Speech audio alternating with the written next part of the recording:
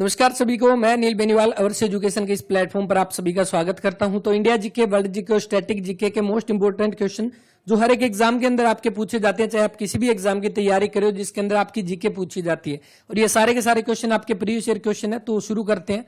पीछे की क्लास आप देख सकते हैं, सारी की सारी आपको प्ले लिस्ट के अंदर मिल जाएगी। पहला क्वेश्चन देखिए, सहारा मरुस्थल जो है वो किस महाद्वीप के अंदर है? सहारा मरुस्थल, तो सहारा मरुस्थल आपका कहां पे हो जाएगा? अफ्रीका के अंदर। ऑप्शन नंबर बी जो इसका वो राइट आंसर है। सबसे बड़ा मरुस्थल आपसे पूछेगा, सबसे बड़ा मरुस्थल कौन सा है? सहारा मरुस्थल। कहां पर है? अफ्रीका महाद्वीप के अंदर। ठीक है, अब अफ्रीका महाद्वीप के अंदर आपको एक चीज ध्यान रखनी है, इसकी अगर पूछ ले कि सबसे ऊंची चोटी कौन सी है, सबसे ऊंची चोटी, तो देखो सबसे पहले अफ्रीका महाद्वीप की बात करें तो इसके अंदर आपकी किलिमंजारो जो है वो इसकी सबसे ऊंची चोटी रहेगी, किलिमंजारो। इसके बाद एशिया की अगर देखा जाए तो एशिया की आप सभी को पता है कौन सी? माउंट एवरेस्ट हो गया।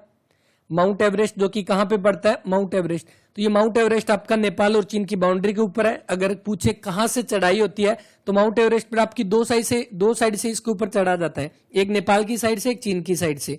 और उसके बाद अगर आपसे पूछे ऑस्ट्रेलिया की, तो इसकी कौन सी? कोशुको। कोशुको जो इसकी आपकी सबसे ऊंची चोटी है। अब कौन सा बचा? Asia, Africa, Australia, Europe. Europe की आपकी कौन सी? तो माउंट एलब्रूस जो है वो हो जाएगी, माउंट एलब्रूस। ये आपकी हो जाएगी माउंट कोशेक्यू। तो ये चारों की चारों आपको ऊंची चोटियां भी इसके अंदर ध्यान रखनी है। इसके बाद नेक्स्ट देखो, भारतीय राष्ट्रीय कांग्रेस की अध्यक्ष बनने वाली महिला, भारतीय महिला जो है वो कौन सी थी, ये पूछा गया। देखिए भारतीय राष्ट्रीय कांग्रेस की, अब आपके यहाँ पे दो क्वेश्चन बनते हैं, कौन कौन से? एक तो भारतीय राष्ट्रीय कांग्रेस जो है आपकी इंडियन नेशनल कांग्रेस, इसकी अध्यक्ष बनने वाली पहली महिला कौन बनी थी? तो अगर आपसे ये पूछे कि पहली महिला कौन बनी थी, तब इसका राइट आंसर जो आना चाहिए वो आएगा एनी बेसेंट। ये बनेगी पहली महिला। ठीक है, पहली महिला।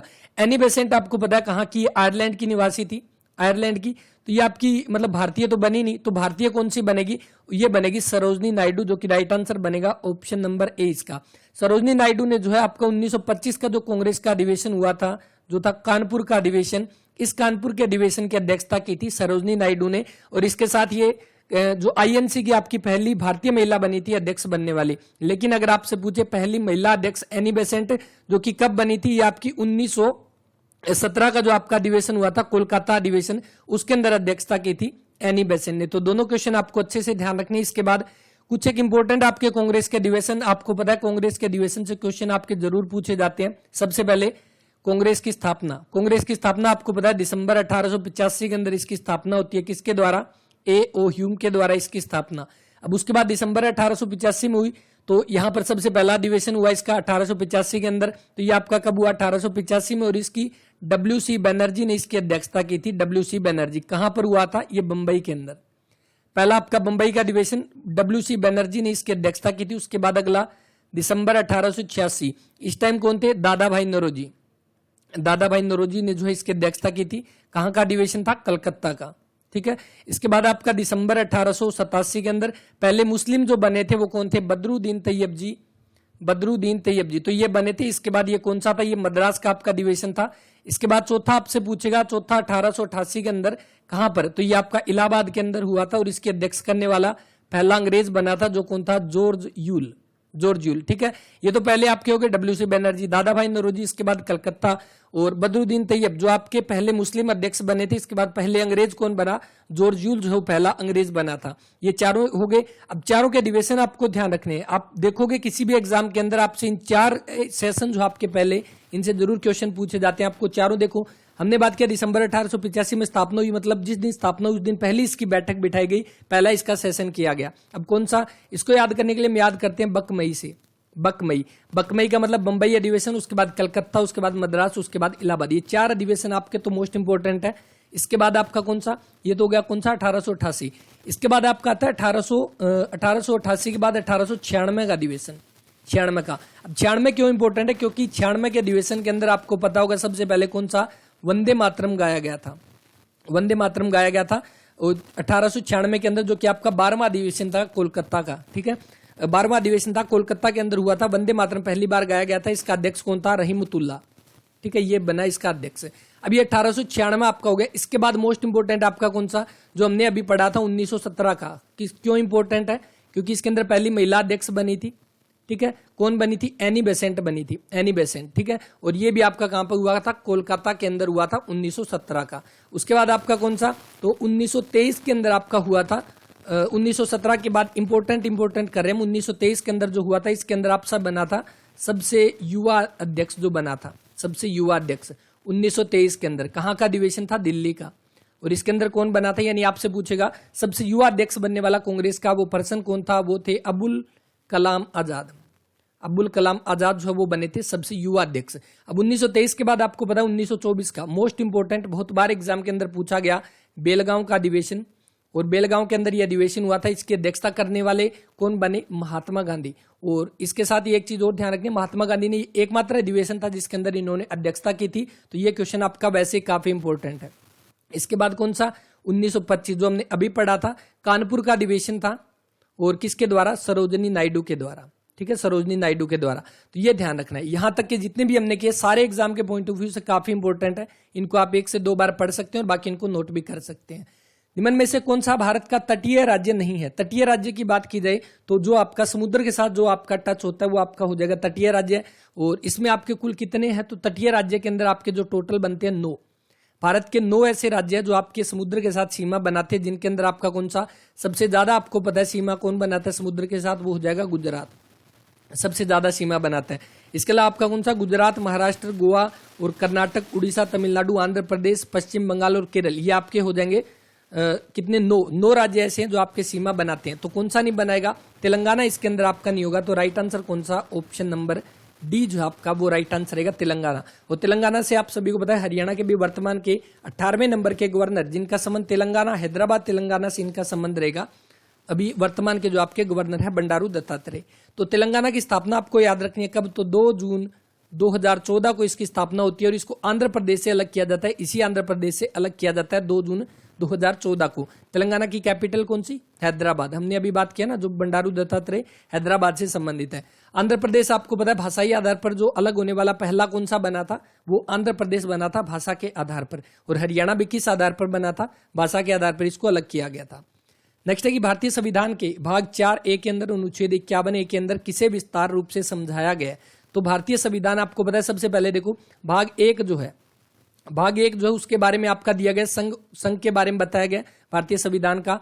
2 के अंदर किसके बारे में? नागरिकता के बारे में बताया गया भाग 2 के अंदर। तीसरा आपका कौन सा? मौलिक अधिकार।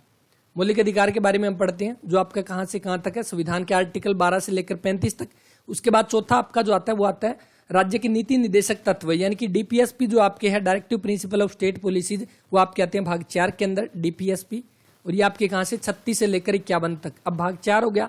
इसके बाद भाग 4A, भाग 4A जो है वो आपका जोड़ा गया था। कब जोड़ा गया? सबसे पहली बात तो ये बहुत बार एग्जाम के अंदर पूछा जाता है। तो भाग 4A ये जोड़ा गया था किस समिति के तहत? यहां पे करते हैं, देखो भाग 4A, भाग 4A जो है ये किसकी समिति के तहत? तो स्वर्ण सिंह समिति के तहत इसको जोड़ा गया, स्वर्ण सिंह समिति, इसके तहत इसको जोड़ा गया था। कब की बात है? तो 42वां संविधान संशोधन जो हुआ था 1976 का, इसके अंदर भाग 4A को जो है वो जोड़ा गया था। और इसके अंदर आपके क्या जोड़े गए थे? मौलिक कर्तव्य इसके अंदर जोड़े गए थे। ऑप्शन नंबर ए जो इसका वो राइट आंसर है, भाग 4। और आर्टिकल भी आपका कौन सा हो जाएगा? 51A, article 51A। तो इसका आपका जो क्वेश्चन पूछा गया है, भारतीय संविधान के भाग 4A के अंदर अनुच्छेद 51A में किसको विस्तार से समझाया गया है? तो बिल्कुल राइट आंसर कर देंगे, मौलिक कर्तव्य जो है इसका वो राइट आंसर रहेगा, ऑप्शन नंबर ए। मौलिक कर्तव्य कितने अभी वर्तमान के अंदर? जब भारत का संविधान बना उस समय 10 आपके जो है मौलिक आपके कर्तव्य थे। लेकिन यानी जब शुरू के अंदर संविधान बनानी, इनको तो जोड़ा गया आपका 1976 के अंदर। तो 1976 के अंदर जब इनको जोड़ा गया तब आपके शुरुआत के अंदर 10 मौलिक कर्तव्य थे। लेकिन अभी वर्तमान में कितने हैं? टोटल 11 जो है वो आपके मौलिक कर्तव्य, टोटल 11 है। ठीक है, 11 हो गए। तो 11वां कौन सा जोड़ा गया था? तो 11वां जोड़ा गया था आपका 86वें संविधान संशोधन से, 86वें संविधान संशोधन जो कि आपका 2002 के अंदर हुआ। इसके तहत आपका क्या किया गया? 6 से 14 वर्ष के बच्चों को निःशुल्क शिक्षा के बारे में इसके अंदर प्रावधान दिया गया। ये आपका हो गया 11। तो अभी वर्तमान में आपके मौलिक कर्तव्य पूछेंगे कितने हैं? तो वर्तमान में आपके 11 है। शुरुआत के अंदर कितने थे? शुरुआत के अंदर आपके 10 जोड़े गए थे, जो कि आपके थे स्वर्ण सिंह समिति के तहत 42वां संविधान संशोधन 1976 के अंदर। ठीक है, नेक्स्ट देखो। नेक्स्ट है भारत छोड़ो आंदोलन निम्न में से किस वर्ष इसको शुरू किया गया? भारत छोड़ो आंदोलन आपको पता होगा सबसे पहले जो क्रिप्स मिशन जो आया था, क्रिप्स मिशन कब आया था? क्रिप्स मिशन तो ये आया था आपका मार्च 1942 के अंदर। तो क्रिप्स मिशन जो आया था इसके अध्यक्ष कौन था? तो स्टेफोर्ड क्रिप्स इसका अध्यक्ष था, स्टेफोर्ड क्रिप्स। तो उस समय आपको पता है कौन सा? तो सेकंड वर्ल्ड वार जो चल रहा था, सेकंड वर्ल्ड वार के अंदर जो भारत जो थे उनको उनका सहयोग लेने के लिए क्रिप्स मिशन आया था कि आप हमारा सहयोग करें। सेकेंड वर्ल्ड वार के अंदर भारतीयों को बोला गया था, लेकिन भारतीयों ने उसके अंदर मना कर दिया था। उसके बाद भारत की तरफ से जो महात्मा गांधी ने शुरुआत की थी भारत छोड़ो आंदोलन की, कब की थी? 8 अगस्त 1942 को। ये एग्जाम बहुत बार HSSC के एग्जाम में तो बहुत बार, अभी पीछे जो आपका फीमेल सब इंस्पेक्टर का पेपर हुआ था इसके अंदर भी पूछा गया था। 8 अगस्त 1942 को भारत छोड़ो आंदोलन की शुरुआत की गई। और कहां से शुरुआत की गई? जो आपका मुंबई के अंदर, मुंबई का ग्वालियर टैंक मैदान, ग्वालियर टैंक मैदान। तो मुंबई के ग्वालियर टैंक मैदान से शुरुआत की गई 8 अगस्त 1942 को भारत छोड़ो आंदोलन की। शुरुआत तो की गई किसके द्वारा? महात्मा गांधी के द्वारा। ठीक है, आपसे 2 क्वेश्चन बनेंगे। एक तो किसके द्वारा शुरुआत की गई? महात्मा गांधी के द्वारा। और इसकी रूपरेखा तैयार किसने की थी? रूपरेखा तो इस भारत छोड़ो आंदोलन की रूपरेखा तैयार की थी जवाहरलाल नेहरू ने। जवाहरलाल नेहरू ने इसकी क्या की थी? आपकी रूपरेखा तैयार की थी। अब जब भारत छोड़ो आंदोलन शुरुआत की गई तो अंग्रेजों को इस बात का डर था कि अभी जो सारा ये आंदोलन है काफी जोरों शोरों से चलेगा, तो उसके बाद जितने भी आपके बड़े बड़े नेता थे उनको उठाकर जेल में डाला गया था और उसको बोला गया zero operation, zero hour operation, या हम उसको ऑपरेशन जीरो आवर बोल सकते हैं। ठीक है, ऑपरेशन जीरो आवर। तो इस ऑपरेशन जीरो आवर के बारे में पूछा जाता है किस आंदोलन से आपका संबंध है? भारत छोड़ो आंदोलन से ये संबंधित है। और इसके अंदर आपका क्या किया गया था? सभी बड़े बड़े नेता को उठाकर जेल के अंदर डाल दिया। और उसके बाद भारत छोड़ो आंदोलन का नेतृत्व किसने किया? तो वो नेतृत्व किसी ने किया, ये एक स्वयं प्रेरित आंदोलन था, क्योंकि नेतृत्व जो जितने भी नेता थे जो इसको सपोर्ट कर सकते थे या इसका नेतृत्व कर सकते थे, उन सभी को तो उठाकर जेल में डाल दिया गया था। ठीक है, तो राइट आंसर कौन सा? ऑप्शन नंबर डी जो इसका आपका वो राइट आंसर है। नेक्स्ट, भारतीय संविधान की कौन सी अनुसूची भारत में मान्यता प्राप्त भाषाओं की सूची प्रदान करता है? तो आपको पता है जो भारत के संविधान के अंदर अभी वर्तमान के अंदर कितनी अनुसूची है? सबसे पहले जो आपका मूल संविधान जो बना था, मूल संविधान शुरुआत के अंदर इसकी कितनी अनुसूची थी? तो 8 अनुसूची थी। अभी वर्तमान के अंदर कितनी है? वर्तमान के अंदर आपकी 12 है। ठीक है, अब आपकी कौन कौन सी है? देखो, एक तो आपका हो गया 8वीं, 8 हो गई, मतलब आपकी जो मूल संविधान के अंदर है। 9वीं जो है वो जोड़ी गई थी भूमि सुधार से, भूमि सुधार से संबंधित है 9वीं अनुसूची, जो कि आपकी पहले संविधान संशोधन से जुड़ी हुई है। पहला संविधान संशोधन जो हुआ था उसके तहत 9वीं अनुसूची जोड़ी गई थी, जो कि भूमि सुधार से आपकी संबंधित रहेगी। और इसके बारे में पूछा गया कि भारत में मान्यता प्राप्त भाषाओं की सूची प्रदान करता है, तो मान्यता प्राप्त भाषाओं से जुड़ा हुआ आपकी 8वीं अनुसूची, ऑप्शन नंबर सेकंड। तो 8वीं अनुसूची के अंदर किसका वर्णन किया गया? 8वीं अनुसूची के अंदर, तो 8वीं अनुसूची के अंदर दिया गया है भारत के अंदर भाषाओं का। और कितनी भाषाओं का वर्णन है? अभी वर्तमान के अंदर 22 भाषाओं का इसके अंदर वर्णन है, 22 भाषाओं का। लेकिन जिस टाइम मूल संविधान बना था उस समय कितनी भाषाएं थी? उस समय 14 भाषाएं थी। मूल संविधान के अंदर 14 थी, अभी वर्तमान के अंदर इसमें 22 भाषाओं का वर्णन इसके अंदर दिया गया है। पहली अनुसूची किससे जुड़ी हुई है? संघ और राज्य से जुड़ी हुई है। इसके बाद तीसरी आपकी शपथ से जुड़ी हुई है। और 10वीं अनुसूची आपकी किससे जुड़ी हुई है? तो 10वीं अनुसूची आपकी जोड़ी गई थी जो आपका 52वां संविधान संशोधन जो हुआ था 1985 के अंदर। तो 52वां संविधान संशोधन 1985 के अंदर हुआ था। इसके तहत दल बदल से संबंधित आपकी 10वीं, उसके बाद 11वीं आपको पता 73वां संविधान संशोधन पंचायती राज से, और 74वां जो आपका संविधान संशोधन नगर निकाय से संबंधित, उसके तहत 12वीं अनुसूची आपकी जोड़ी गई थी। ठीक है, नेक्स्ट देखो, रसमंगल तीर्थ जो है वो आपका कहां पर स्थित है? तो रसमंगल तीर्थ जो है ये आपका कहां पर होगा? ये हरियाणा के अंदर आपके कैथल के अंदर स्थित है। ऑप्शन नंबर ए जो इसका वो राइट आंसर। इसके अंदर आपका क्या है? रसमंगल तीर्थ के ऊपर आपके साल के अंदर 2 बार इसके अंदर मेला लगता है, 2 बार रसमंगल, यानी कि मंगलवार के दिन यहाँ पर मेला लगता है। कैथल के अंदर ये स्थित है। साल में 2 बार, एक आपका ज्येष्ठ माह के अंदर, एक कार्तिक माह के अंदर ये मेला आपका आयोजित किया जाता है। ऑप्शन नंबर ए जो आपका इसका वो राइट आंसर। नेक्स्ट, सरका तीर्थ जो है वो आपका कहां पर है? सरका तीर्थ, तो आपका सरका और रसमंगल दोनों के दोनों आपके कहां पर? कैथल में रहेंगे। ऑप्शन नंबर सी इसका जो है वो राइट आंसर है। नेक्स्ट, जलमार्ग का उपयोग करते हुए भारत यूरोप के साथ किसके माध्यम से जुड़ा है? तो जलमार्ग का उपयोग करते हुए भारत और यूरोप के साथ, देखो सबसे पहले एक चीज आपको पता होगा सुएज नहर के बारे में। सुएज नहर के बारे में क्वेश्चन पूछा जाता है। सुएज नहर किसको किससे जोड़ता है? तो ये जोड़ता है किसको? भूमध्य सागर को लाल सागर से। भूमध्य सागर को लाल सागर से जोड़ता है आपका कौन सा? सुएज नहर आपकी ये जोड़ती है भूमध्य सागर को लाल सागर से। इसके साथ ही जो आपका यूरोप जो है ये जोड़ता है किसको? यूरोप को किसके साथ? यूरोप और एशिया के बीच में और पूर्वी अफ्रीका के बीच में ये कनेक्शन बनाता है। यानी यूरोप आपका जुड़ा हुआ है एशिया के साथ, किसके तहत? इसी सुएज नहर के तहत आपका जुड़ा हुआ है। और अभी वर्तमान के अंदर ये सुएज नहर जो है किसके नियंत्रण के अंदर है? मिस्र के अंदर। ये आपकी मिस्र देश के नियंत्रण के अंदर आपकी सुएज नहर जो है वो हो जाएगी। ठीक है, right answer option number C. Panama नहर के बारे में पूछेगा तो ये आपका किसको जोड़ता है? ये प्रशांत महासागर को अटलांटिक महासागर के साथ जोड़ता है। पनामा नहर प्रशांत महासागर को अटलांटिक महासागर के साथ जोड़ता है, ऑप्शन नंबर सी स्वेज नहर जो है इसका वो राइट आंसर है। इसके बाद नेक्स्ट देखो, भारतीय संदर्भ में श्वेत क्रांति किससे संबंधित है? श्वेत क्रांति वैसे तो राइट आंसर सभी को पता है, इससे जुड़ा हुआ आपका ऑपरेशन फ्लड। ऑपरेशन फ्लड या श्वेत क्रांति आपका किससे जुड़ा हुआ है? आपका दूध उत्पादन से जुड़ा हुआ है, ऑप्शन नंबर ए जो आपका इसका वो राइट आंसर रहेगा। ठीक है, ऑप्शन नंबर ए। और श्वेत क्रांति के जनक किसको बोला जाता है? वर्गीज कुरियन को। वर्गीज कुरियन, ये वर्गीज कुरियन कौन है? ये वही है जिन अमूल जो आपकी कंपनी है, अमूल जो आपकी कंपनी है दूध की, उसके आपके संस्थापक है वर्गीज कुरियन। और इन्होंने कब शुरू की थी श्वेत क्रांति? 13 जनवरी 1970 को जो है इसकी शुरुआत की थी श्वेत क्रांति की भारत के अंदर। कपास का आपका उत्पादन आपका हो गया राइस। देखिए चावल का जो उत्पादन है वो किससे संबंध है? ये आपका हो जाएगा ग्रीन रिवोल्यूशन से आपका संबंध हो जाएगा चावल उत्पादन का। नेक्स्ट, उस देश का नाम बताइए जिसने अंतरिक्ष में उपग्रह स्पुतनिक प्रक्षेपित किया था। स्पुतनिक, ये तो वैसे आपको वैसे याद हो गया होगा, आपको अभी पता है कोविड के टाइम पे जो वैक्सीन आई थी उसमें आपने सुना होगा स्पुतनिक।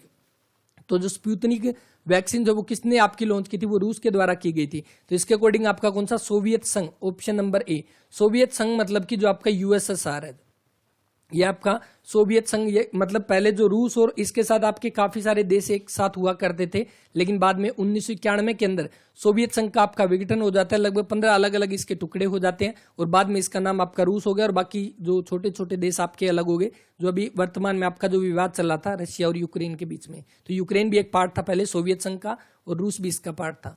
तो इसका राइट आंसर कौन सा? ऑप्शन नंबर ए बनेगा, सोवियत संघ। नेक्स्ट, भारत की राष्ट्रपति बनने वाली पहली महिला कौन थी? जो राजस्थान की भी पहली महिला राज्यपाल थी। तो भारत की पहली महिला आपकी, भारत की राष्ट्रपति बनने वाली पहली महिला जो कि राजस्थान की पहली महिला राज्यपाल थी। तो इसका आपका जो राइट आंसर कौन सा बन जाएगा? राइट आंसर बनेगा प्रतिभा पाटिल, ऑप्शन नंबर सी जो आपका इसका वो राइट आंसर है। प्रतिभा पाटिल जो कि पहले कौन सी थी? राजस्थान की गवर्नर थी और राजस्थान की गवर्नर बनने वाली पहली महिला बनी थी। कब से कब तक? 2004 से लेकर 2007 तक ये राजस्थान की गवर्नर रही थी। उसके बाद 2007 के बाद ये बनी आपकी राष्ट्रपति बनी थी। कौन से नंबर की? 12वें नंबर की राष्ट्रपति बनी थी। 2007 से लेकर 2012 तक भारत के राष्ट्रपति के तौर पर इन्होंने कार्य किया था। प्रतिभा पाटिल इसका राइट आंसर, ऑप्शन नंबर 3। इसके बाद एक इंपॉर्टेंट नाम यहां पर आपको दिख रहा है, शीला दीक्षित। शीला दीक्षित, तो शीला दीक्षित भी आपका इंपॉर्टेंट है। क्यों? शीला दीक्षित जो आपकी सबसे लंबे समय तक जो सीएम बनी थी ना, सबसे लंबे समय तक शीला दीक्षित, क्योंकि ये कहाँ की सीएम थी? दिल्ली की सीएम बनी थी। दिल्ली की सीएम लगातार 3 बार ये इलेक्शन जीती थी और लगभग 1998 से लेकर और आपकी 2013 तक, ये आपकी 1998 से लेकर और 2013 तक ये सीएम रही थी दिल्ली की और लगातार 3 बार जीती थी। कहाँ की? दिल्ली की ये सीएम रही थी। इसका राइट आंसर जो बनेगा ये ध्यान रखना, प्रतिभा पाटिल राजस्थान की पहली महिला राज्यपाल और भारत की पहली आपकी राष्ट्रपति महिला जो है वो बनी थी। इसके बाद नेक्स्ट, अलकनंदा और भागीरथी नामक नदियों का सम्मिलन बिंदु कौन सा है? यानी अलकनंदा नदी जो आपकी निकलती है, एक आपकी अलकनंदा एक आपकी भागीरथी, 2 नदियां आती है। देखो जो आपकी गंगा नदी है ना, जब आपकी वो गंगोत्री ग्लेशियर से निकलती है, आपने ये पढ़ा होगा गंगा नदी गंगोत्री ग्लेशियर से निकलती है। लेकिन जब गंगोत्री ग्लेशियर से जो निकलती है उस समय उसका नाम आपका क्या होता है? तो गंगोत्री ग्लेशियर से निकलती है तब उसका नाम भागीरथी होता है, भागीरथी। और उधर आपकी कौन सी? तो संतोपथ ग्लेशियर एक और है, संतोपथ ग्लेशियर। तो इस संतोपथ ग्लेशियर से आपकी दूसरी नदी निकलती है जिसका आपका नाम क्या हो जाएगा? अलकनंदा। अलकनंदा। अब जैसे ही आपकी भागीरथी और अलकनंदा आपकी आकर मिलती है, ये कहां पर मिलती है? तो ये आपकी देवप्रयाग के अंदर आकर मिलती है, ऑप्शन नंबर सी। और देवप्रयाग के अंदर मिलने के बाद ये हो गया पॉइंट देवप्रयाग, और देवप्रयाग में मिलने के बाद जो आगे एक धारा इससे निकलेगी यानी एक नदी निकलेगी वो आपकी हो जाएगी गंगा नदी। और आपसे ये यहाँ पर तो सिर्फ ये पूछा गया कि अलकनंदा और भागीरथी नदियों का जो एक मिलन होता है उस पॉइंट को क्या बोलते हैं? वो देवप्रयाग। और आपसे ये भी पूछ सकता है गंगा नदी जो है किसके मिलने से आपकी बनती है? अलकनंदा और भागीरथी नदी के मिलने से आपकी बनती है गंगा नदी। नेक्स्ट, कौन सा खेल जो है आपकी वेलोड्रम में खेला जाता है? वेलोड्रम एक टर्म है या हम कह सकते हैं जो ट्रैक के बारे में बताया गया वेलोड्रम, ये किसका ट्रैक हो जाएगा? तो वेलोड्रम आपका हो जाएगा साइकिलिंग का ट्रैक। साइकिलिंग जो उसके ट्रैक को आपका बोला जाता है वेलोड्रम। तो राइट आंसर जो बनेगा ऑप्शन नंबर सी रहेगा। बास्केटबॉल जो उसको क्या बोलते हैं? कोर्ट बोला जाता है जहां पर ये गेम खेला जाता है, बास्केटबॉल के ग्राउंड को। जुगल किशोर बिरला के द्वारा वर्ष 1952 के अंदर एक बिरला मंदिर का निर्माण करवाया गया। तो जुगल किशोर बिरला के द्वारा एक बिरला मंदिर जो बनाया गया जो कि हरियाणा के कुरुक्षेत्र के थानेसर के अंदर है, ऑप्शन नंबर ए जो इसका वो राइट आंसर। कब इसका निर्माण करवाया गया? 1952 के अंदर इसका निर्माण करवाया गया। और इसके साथ ही आपसे एक क्वेश्चन और बनता है यहाँ पे, जो आपका बिरला मंदिर है, बिरला मंदिर से और कौन सा बनेगा? देखो हरियाणा का सबसे बड़ा मंदिर, हरियाणा का सबसे बड़ा मंदिर, तो हरियाणा का सबसे बड़ा मंदिर कौन सा होगा, तो वो आपका हो जाएगा बिरला मंदिर, जो कि हरियाणा के कुरुक्षेत्र के थानेसर के अंदर है। इसके साथ ही जो आपका बिरला मंदिर है, आपसे एक क्वेश्चन बनता है कि जो आपकी गीता के सभी 18 अध्याय, गीता के आपके 18 अध्याय सारे, वो किस मंदिर की दीवारों पर आपके अंकित किए गए हैं, तो वो बिरला मंदिर की दीवार के ऊपर आपके गीता के सारे 18 अध्याय इसके अंदर दिए गए हैं। ठीक है, तो ये आपके इससे इंपॉर्टेंट क्वेश्चन बनते हैं, वो आपको ध्यान रखने हैं। इसके बाद नेक्स्ट, मनुस्मृति किसके द्वारा लिखी गई, तो मनुस्मृति जो है आपकी पुस्तक ये लिखी गई, नाम से आप बता सकते हो मनु, जो इसका राइट आंसर रहेगा ऑप्शन नंबर ए। इसके अलावा आपका कौन सा, वाल्मीकि, महर्षि वाल्मीकि जो है इनके द्वारा किसकी रचना की गई, रामायण की रचना की गई। तुलसीदास के द्वारा किसकी, तो ये करेगी रामचरितमानस, रामचरितमानस की तुलसीदास के द्वारा रचना की गई। वेदव्यास के द्वारा किसकी, तो महाभारत की रचना किसके द्वारा, वेदव्यास के द्वारा की गई थी। नेक्स्ट, भारतीय संविधान के अनुसार राज्यसभा में होंगे, राज्यसभा में कितने सदस्य होंगे, राष्ट्रपति के द्वारा नामित आपके सदस्य कितने, और राज्यों और संघ शासित प्रदेशों के अधिकतम प्रतिनिधि कितने हैं। देखो आपसे यहाँ पे ये देखो, यहाँ पर पूछा गया अधिकतम प्रतिनिधि कितने हैं। ठीक है, तो इसके बारे में आपको ध्यान रखना है। सबसे पहले राज्यसभा, राज्यसभा, राज्यसभा जो है इसका आपका संविधान के आर्टिकल 80 के अंदर इसका वर्णन है, अनुच्छेद 80। ठीक है, अनुच्छेद 80, इस अनुच्छेद 80 के अंदर राज्यसभा का वर्णन दिया गया। और राज्यसभा में मैक्सिमम मेंबर कितने हो सकते हैं, मैक्सिमम वो हो सकते हैं 250, और 250 को आगे फर्दर डिवाइड किया गया किस अकॉर्डिंग, तो 238 तो आपके जो राज्य और केंद्र शासित प्रदेश से चुने जाएंगे, और 12 जो है उनको कौन करेगा, राष्ट्रपति मनोनीत करेगा, राष्ट्रपति मनोनीत करेगा इन 12 सदस्यों को, और 238 आपके राज्य और केंद्र शासित प्रदेश से आएंगे। लेकिन अभी वर्तमान के अंदर पूछा जाए, अभी वर्तमान में कितने हो जाएंगे, तो वर्तमान के अंदर 245 है, जिनके अंदर आपके 12 तो राष्ट्रपति मनोनीत करेगा ही, लेकिन यहाँ पर आपके कितने हो जाएंगे, 233 जो है वो भी वर्तमान के अंदर है, और ये 12 आपके राष्ट्रपति के द्वारा चुने जाते हैं। तो ये दोनों चीजें इसके अंदर आपको ध्यान रखनी है। राज्यसभा के लिए एज आपका कितना क्राइटेरिया है, एज 30 वर्ष, 30 ईयर हो गया। ठीक है, इसके आपके सभापति कौन होते हैं, सभापति, तो भारत के उपराष्ट्रपति जो है वो आपके होते हैं उपराष्ट्रपति, राज्यसभा के सभापति के तौर पर ये कार्य करते हैं। और अभी वर्तमान के अंदर कौन है, वेंकैया नायडू जो है भारत के उपराष्ट्रपति है। नेक्स्ट देखो, कुरुक्षेत्र के इस्कॉन द्वारा इस्कॉन भगवान जगन्नाथ यात्रा किस वर्ष शुरू की गई, तो ये आपकी यात्रा शुरू की गई कब, 1993 के अंदर, ऑप्शन नंबर ए। और इसके साथ ही एक चीज और, इस्कॉन मंदिर आपका किससे जुड़ा हुआ है, इस्कॉन मंदिर किस भगवान से जुड़ा हुआ है, तो ये लॉर्ड कृष्णा से आपका जुड़ा हुआ है इस्कॉन मंदिर, 1993 इसका राइट आंसर।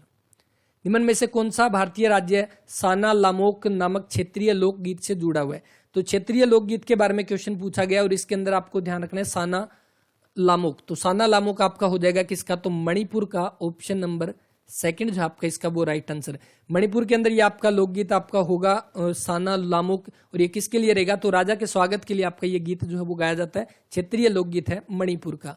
और इसके अलावा आपका कौन सा, असम का, असम का आपका कौन सा हो जाएगा, बिहू, बिहू आपसे पूछा जाता है कहाँ का लोक नृत्य, जो आपका कहाँ का हो जाएगा, तो एक तो आपका हो गया नृत्य जो कि आपका बिहू, और एक आपका लोकगीत यानी कि बिहू गीत जो है वो कहाँ पे, असम का संबंधित है। इसके अलावा आपका एक लावणी पूछा जाता है जो कि महाराष्ट्र से संबंधित होगा, इसका राइट आंसर बनेगा Manipur, option number B. Manipur की कैपिटल कौन सी है, तो इसकी कैपिटल आपकी हो जाएगी इम्फाल, इम्फाल इसकी राजधानी है। निम्न में से किस राज्य से होकर गोदावरी नदी जो है वो आपकी नहीं बहती, गोदावरी नदी, गोदावरी नदी का आपको पता है जो भारत की गंगा के बाद दूसरी सबसे लंबी नदी है। और इसके साथ ही आपको एक चीज और ध्यान रखनी है, आपके गोदावरी नदी आपकी दक्षिण भारत की आपकी नदी हो जाएगी, दक्षिण भारत की। और इसके साथ गोदावरी को किस नाम से जाना जाता है, ये दक्षिण भारत की आपकी मेन नदी आपकी गोदावरी है। गोदावरी को किस नाम से जाना जाता है, जैसे हमने पढ़ा अभी कि गोदावरी जो गंगा नदी जो उसके बाद दूसरी सबसे लंबी नदी है, तो इसलिए गोदावरी को क्या बोला जाता है, इसको दक्षिण गंगा के नाम से जाना जाता है, दक्षिण गंगा। ठीक है, इसके साथ इसको वृद्ध गंगा के नाम से भी इसको जाना जाता है गोदावरी नदी को। और अगर आपसे ये पूछे कावेरी नदी, कावेरी को बोला जाता है दक्षिण भारत की गंगा। ठीक है, कावेरी को बोला जाता है दक्षिण भारत की गंगा, और इसको हो गया दक्षिण भारत की गंगा, और गोदावरी को बोला जाता है दक्षिण गंगा। ठीक है, तो ये आपकी कहाँ से गुजरती है, ये आपकी महाराष्ट्र से भी गुजरती है, आंध्र प्रदेश से भी, मध्य प्रदेश के अंदर कुछ थोड़ा हिस्सा इसका जाता है, छत्तीसगढ़ के अंदर, उड़ीसा के अंदर ये आपकी गुजरती है। तो इसका आपका जो राइट आंसर कौन सा, झारखंड जो इसका राइट आंसर रहेगा, ऑप्शन नंबर डी जो है आपका इसका वो राइट आंसर है। झारखंड की स्थापना कब होती है और इसकी राजधानी कौन सी है, कमेंट करके बताना, ये क्वेश्चन आपके लिए। और इस क्लास के अंदर हम इतने क्वेश्चन करेंगे, उम्मीद करता हूँ सारे के क्वेश्चन आपने नोट कर लेंगे, सारे के सारे क्वेश्चन हर एक एग्जाम के पॉइंट ऑफ व्यू से काफी